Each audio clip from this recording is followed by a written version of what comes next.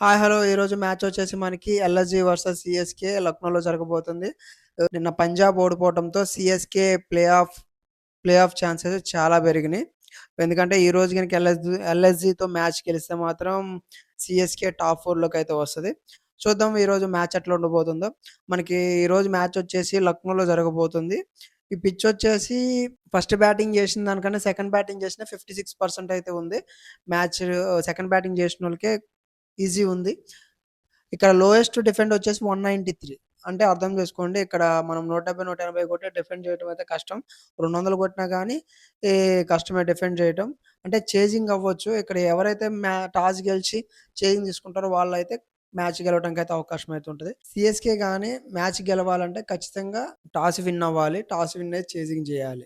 CSK కంటే బెటర్‌గా ఉంది ఎల్ఎస్‌జీ బ్యాటింగ్. సీఎస్‌కేకి మిడిల్ ఆర్డర్, లోయర్ ఆర్డర్ అయితే చాలా ప్రాబ్లమ్‌గా అయితుంది. ఎవరు ఆడట్లేదు. ఓన్లీ టాప్ ఆర్డరే ఆడుతుంది.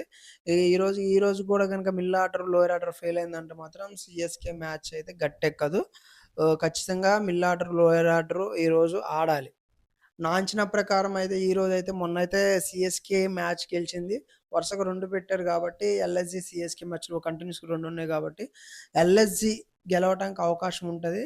ఇన్ కేస్ ఒకవేళ టాస్ గనక సీఎస్‌కే గెలిస్తే మాత్రం చేజింగ్ తీసుకుంటే మాత్రం ఖచ్చితంగా సీఎస్‌కే మ్యాచ్ గెలిచిద్ది. Okay. Thank you for watching.